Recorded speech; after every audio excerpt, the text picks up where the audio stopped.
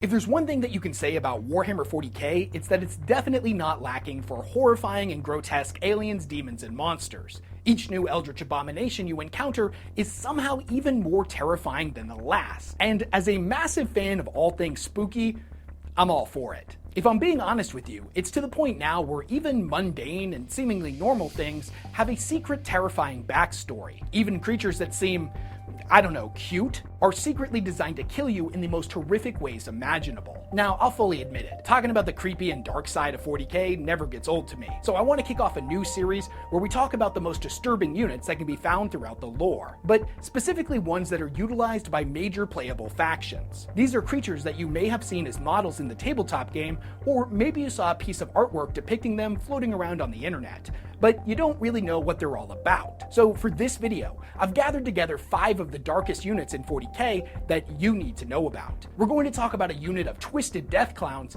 famed for their dark sense of humor. A unit of cute little robot bugs that, although in my opinion are frankly adorable, this belies their true nature as a voracious little monster that does some terrible things with your body after they finish murdering you. We're also going to talk about a particularly disturbing creation of the Drukhari homunculi that is summarized as, quote, a floating organ harvester and a mobile torture chamber. So strap yourself in for that one, because it's gonna get gross. We're gonna be talking about all that in this video and a whole lot more. But before we dive headfirst into the grimdark, unless you're brand new to this channel, you've probably noticed that I wear the same kind of stylish graphic tee in pretty much every video that I make. They all come from this amazing company called Into the AM, who's the sponsor of this video. These shirts are ridiculously comfortable. They're super soft, shrink and fade resistant, have just the right amount of stretch, and they're also a little bit longer than a normal t-shirt, so they're perfect for anyone, even if you're big or tall. And Into the AM's got something for everyone. They make polos, flannels, all over prints, and a ton of other cool stuff as well. They've easily got hundreds of designs to choose from,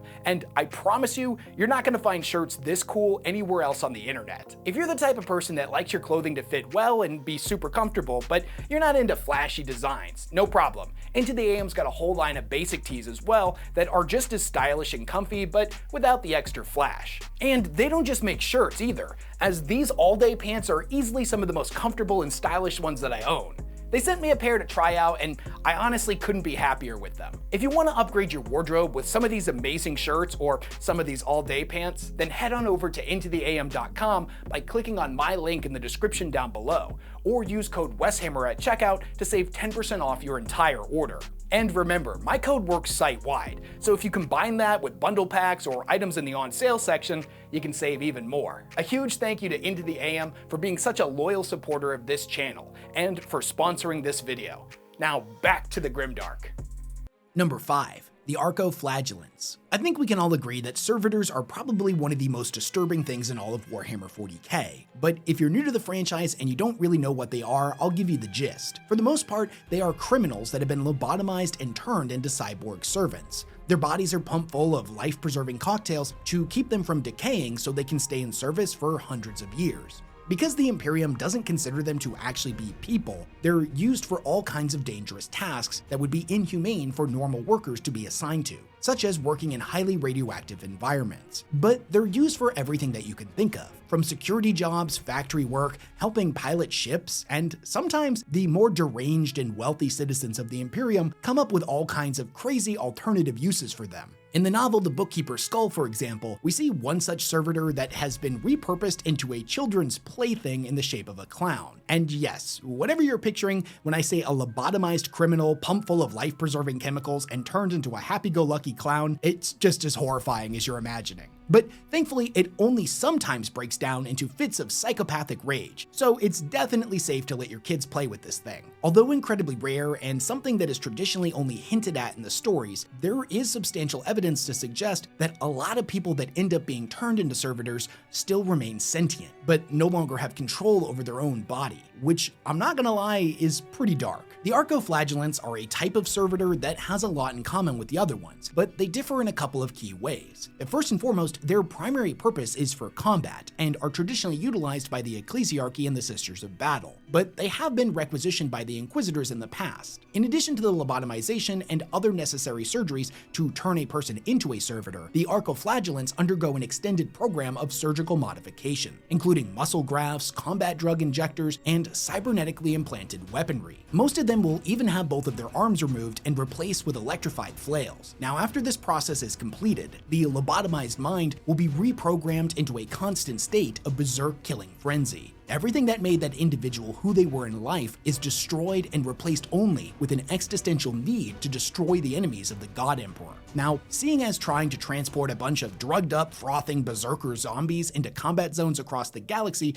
would pose a serious risk of bodily injury to anyone in their vicinity, the Arco-Flagellants are kept in a pacified state through their aptly named pacifier helmets. These things flood their mind with a barrage of sacred imagery and peaceful hymns, saturating their brains with the dogmatic teachings of the Imperial Creed. This unrelenting bombardment of holy imagery renders them unresponsive to outside stimuli. When the moment comes for them finally to be released into battle, their controller uses an activation word to terminate the flow of tranquil hymns while simultaneously activating their combat drug injectors. These things fill their body with a cocktail of stimulants designed to turn them into a fearless killing machine that exists only to destroy. They can't be reasoned with, they don't feel pain, and they won't stop murdering until they are utterly and completely destroyed, as they barely even register grievous injuries that would kill a normal human combatant. What's particularly disturbing about them to me is that the people who are turned into these things are criminals and sinners that the Ecclesiarchy believes could be redeemed. That through holy butchery of his enemies, the sinner could be forgiven by the Emperor and allowed back into his holy light after death. They are quite literally penitents, individuals seeking forgiveness in the eyes of their God by atoning for their previous sins and transgressions. But more specifically, as their name would imply, they are based off of the Flagellants, a medieval religious sect that publicly beat and whipped themselves to atone for their sins. In the grimdark future, however, this idea has been inversed, and the flails of the Flagellants have been turned instead against the enemies of mankind. However, unlike the Flagellants of old Terra, these guys didn't get a choice in the matter. They didn't choose to seek penance. It was something that was forced upon them by those in positions of power. Now, even though the Ecclesiarchy is claiming that this is all about forgiveness, they're not going to just trust a bunch of criminals by giving them weapons and combat training. Oh no. It's far more effective from their perspective to just lobotomize all of them and pump them full of combat drugs before throwing them into the meat grinder of war. I guess by the time of the 41st millennium, the church has decided that saying a couple of Hail Marys and going to confession once a week, it just wasn't grimdark enough. Now, taking living criminals, lobotomizing them into murder machines that have to be pacified through religious songs is definitely messed up, but I promise you it's nowhere near as disturbing as the next unit we're going to talk about. Number 4, the Talos Pain Engines. The Xenos abominations, known as the Talos Pain Engines, are creations of the Dark Eldar homunculi covens, and are said to be the pinnacle of pain-based engineering. These things are incredibly well equipped, with a wide array of both melee and ranged weapons, including macro scalpels, chain flails, and spewing funnels that can render their enemies down into a bubbling pile of gore. On the defensive side, the Talos is enclosed in a hard metal shell, rendering them immune to all but the strongest of firearms. But when a wound is inflicted, their pain-obsessed minds do not see this as any kind of deterrent. If anything, pain only excites them into even further deranged and murderous fugue states. Although nobody would argue that they're not incredibly effective death-dealing machines, combat is not actually their primary function, their reason for existing being something altogether darker. The pain engines are in fact a combination flesh harvester and mobile torture chamber that exists to harvest the organs of those their masters have taken a particular interest in. After they manage to capture a victim, they will use their wide array of surgical implements to draw out each constituent part into itself, stripping and rendering down the victim's physical form layer by layer until nothing is left but a few drops of blood. Every piece of their grotesque harvest being categorized and stored away to be brought back to their master. And to say this is a terrifying way to die is a massive understatement, as the pain engines are designed to subject their victims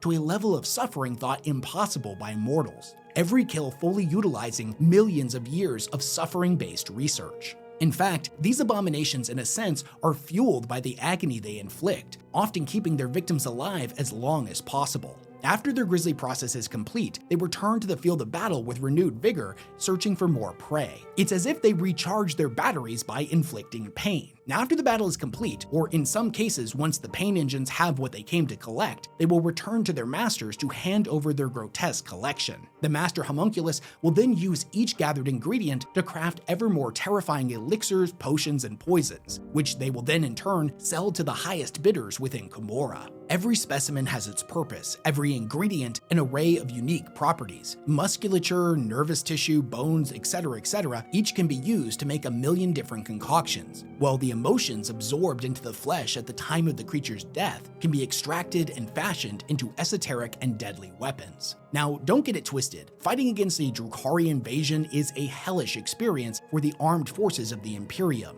But at the end of the day, if I'm trying to imagine myself in that situation, they're still humanoid combatants that, although may be truly sadistic, they don't really induce the fear of the unknown or a sense of true alien terror, at least for me.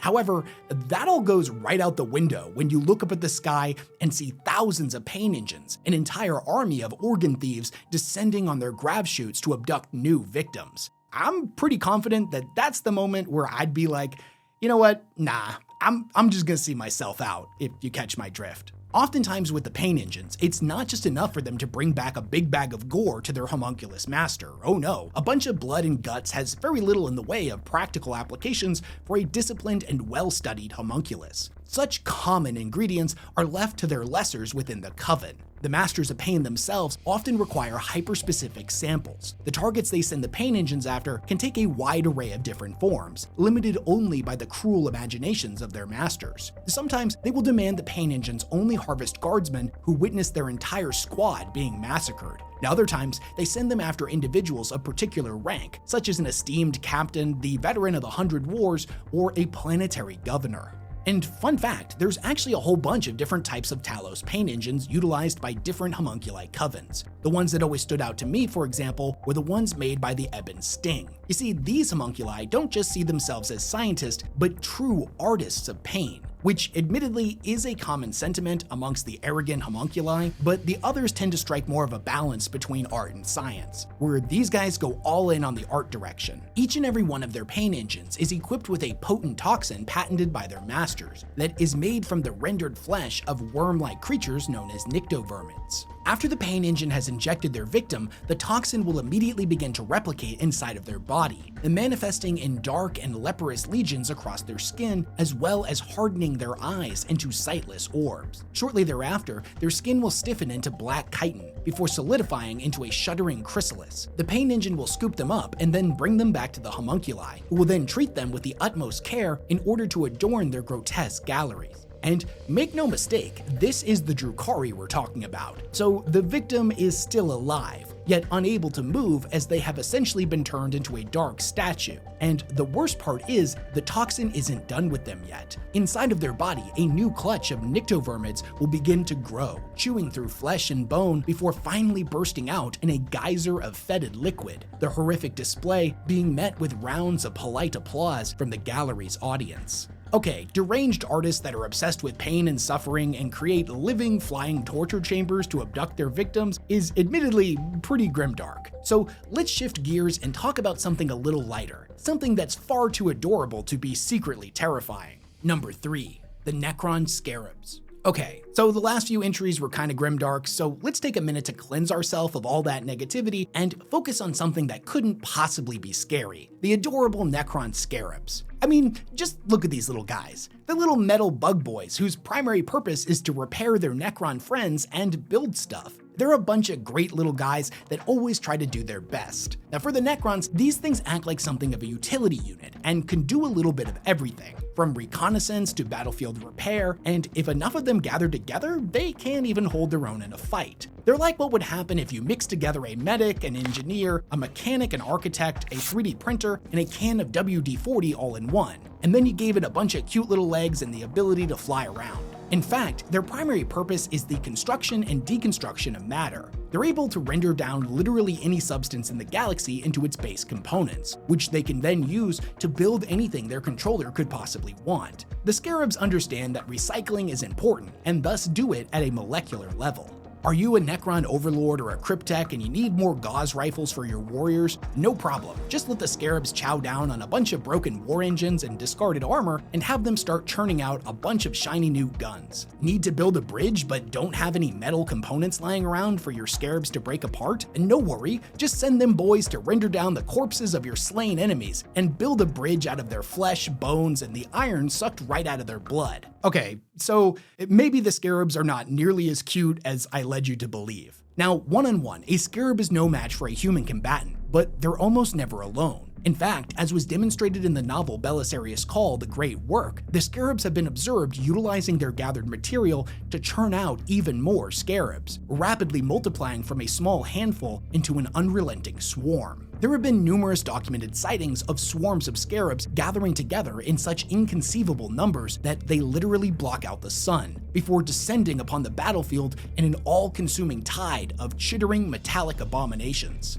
A sizable swarm of these things is capable of overwhelming Imperial defenses and dismantling all of their fortifications. They move like a metallic living carpet that consumes everything in sight. Human fighters get dragged underneath, kicking and screaming as the Scarabs relentlessly break them down, molecule by agonizing molecule. Even heavily armored vehicles offer no shelter from the swarm, as they latch on to their armored forms and ferociously burrow inside to feed on the trapped and terrified crew. I'm not gonna lie to you, as somebody who was personally traumatized by the bugs in the Brendan Fraser Mummy movie when I was a kid, these things triggered that particular existential feeling of dread in me that's difficult to put into words. And oh yeah, fun fact, the Scarabs don't just come in one flavor of awful. There's all different types that are each more terrifying than the last. There are, for example, the Mind Shackle Scarabs that are a specialized variant designed to hijack the brain of sentient species by burrowing inside of their head and bypassing all of their cerebral functions. As sometimes their influence will be so subtle that the individual may not even realize they've got a parasite. The Scarabs' mental commands just sorta nudging them here or there into a specific course of actions that benefit the Necrons, but aren't out of line for their particular character and don't raise any red flags. Whereas other times, if the Scarabs controller amps them up to full power, everyone that's got one of these things in their brain will be forced to obey their command, turning against their allies, sabotaging key resources and defense systems, or turning into a whole bunch of sleeper agents ready to assassinate marked individuals deemed a threat by the Overlord. There's also the Flensing Scarabs, who lose the ability to deconstruct metal and instead are specialized to deal with organic matter. Each of their legs is outfitted with a monomolecular sharp flensing blade that they utilize to violently separate flesh from bone. Like a swarm of metallic flying piranhas, these little bastards can render a guardsman unit into a quivering pile of viscera and gore in mere seconds. But in my personal opinion, the most terrifying form of Scarab is by far the Bloodswarm Nanoscarabs, which are far smaller than a normal Scarab and are exclusively used by Imhotep the Stormlord. When unleashed, they fly out across the battlefield and descend like a swirling red mist, frantically probing the armor of the Stormlord's enemies for an exploitable flaw. Once one has been located, they will frantically begin to burrow through the armor plating or joint seals until they encounter flesh, which they will then begin to rip and tear at, creating lacerating wounds that refuse to clot. This excessive amount of blood spilling acts like a homing beacon for the terrifying cannibalistic entities known as the Flayed Ones, that will tear their way through reality to descend upon the marked victims. At the end of the day, the Scarabs prove to me that in the grim darkness of the far future, even the things that at first seem cute are actually designed to kill you in the most horrific ways imaginable. But let's shift gears for a moment and talk about a disturbing unit that is in no way, shape, or form adorable. A unit that is not only horrifying to fight against, but the reality of what they actually are is far darker. Number 2, the Poxwalkers. When it comes to quantifying just how many aliens, demons, and eldritch abominations exist within the 41st and 42nd millennium, I believe the technical term used for this is a metric shit ton.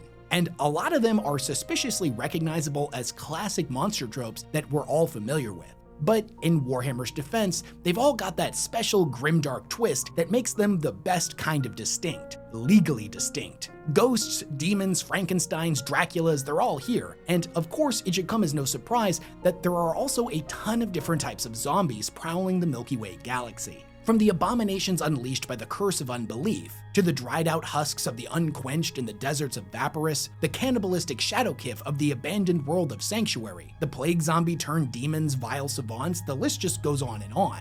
But the one that has always stood out to me as by far the creepiest are the creatures known as Poxwalkers. You see, the appropriately named zombie plague actually comes in thousands of different variants and has been used by both the Death Guard Traitor Legion and the Cults of Nurgle as a weaponized pathogen for thousands of years. Why kick off an invasion yourself when you can unleash a plague that turns your enemies against each other, softening them up for when you do decide to take to the field yourself? Some of the documented zombie plagues include the Weeping, the Slithering, the Grey Tears, and the Mutterflux, just to name a few. However, there is one that stands apart from the others, as it is not a plague in and of itself, but rather something that tends to manifest during a Death Guard's invasion when the cocktail of hundreds, if not thousands of plagues they unleash all come together and mutate into a horrifying disease known as the walking pox. This pox differs from other variants of zombie plague in that as soon as the victim becomes infected, their body will immediately begin to rot and decay as if they had already died. It will also induce a grotesque metamorphosis, wherein bloated, pulsating tentacles will burst out all over their body, their bones will crack and elongate, and horn-like growths will burst from their skulls. Rigor mortis will begin to set in the victim's face, and it will be fused into a permanent, wide-eyed rictus grin. Needless to say, this is a horrifyingly painful way to die, and there's no cure for it. It has a 100% fatality rate. As with all zombie plagues, after the disease finally kills the infected person, their body will begin to reanimate into a shuffling monster, driven forward by a simple desire to spread the walking pox to as many people as possible. These creatures are known as Poxwalkers, and they will be drawn together in their thousands, quickly overwhelming a city's defenses. Unlike with the Scarabs, the Poxwalker is a sufficient threat in and of itself. The plague has mutated their muscles to be far stronger than they were in life, and they are virtually immune to physical attacks. They don't feel pain, and bullets and blades do nothing to slow them down. To the unprepared defenders, a horde of these things may be enough to take down an entire world if left uncontained. And containing the walking pox is vastly more difficult than quarantining off any other zombie plague, as it's not only transferred through bodily contact or the inhalation of airborne contaminants, but also through sound. When the Poxwalkers gather together in mass, the mindless groaning that they generate swells into a cacophony of plague-induced madness. This horrifying, monotonous white noise not only generates a supernatural wave of dread, panic, and fear that spreads in all directions, but it also acts as a vector to transmit the walking pox across sound waves. With their loyalties completely changed, the Poxwalkers gather together in a huge horde that is capable of overrunning enemy lines, ripping, gnawing, and bludgeoning their former allies apart in an orgy of mindless violence. And sure, that's what's scary about being turned into any kind of zombie. Not just the certainty that there is no cure and you will die once you become infected, but that you know after it happens, your corpse is going to rise up and attack all the people that you care about. The walking pox, however, differs in one key terrifying way. Somehow, in a remarkably cruel and demonic twist of fate, although the disease does kill the victim's body, somehow it leaves their mind intact, their consciousness only turning off for a brief moment at the time of their death before turning back on as the corpse reanimates.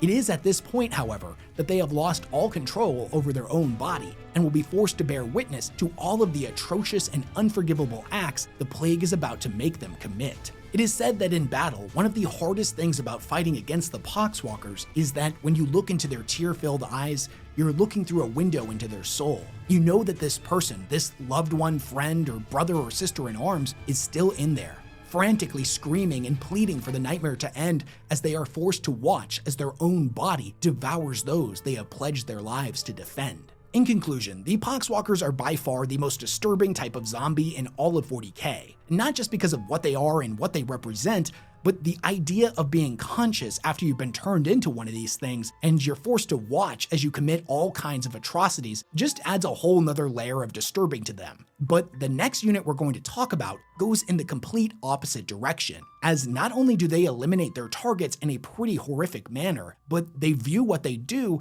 as ironically hilarious. Number 1.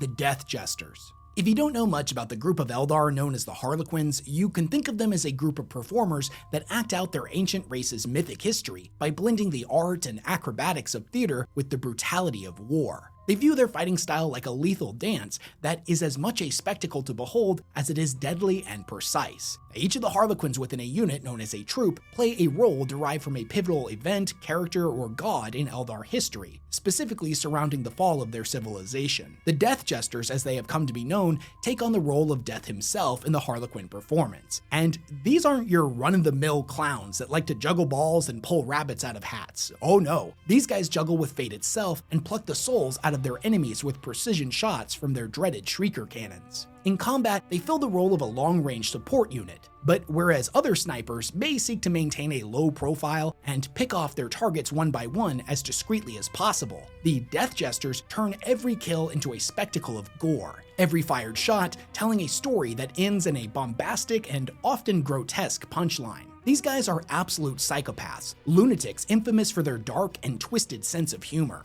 Whereas other individuals living within the grimdark future may see the brutality of war as a grim necessity for their species' survival, the Death Jesters laugh in the face of death and revel in the carnage they inflict. For obvious reasons, other Eldari view them with a mixture of fear and disdain, as they don't see any humor in the deranged ways the Death Jester kills.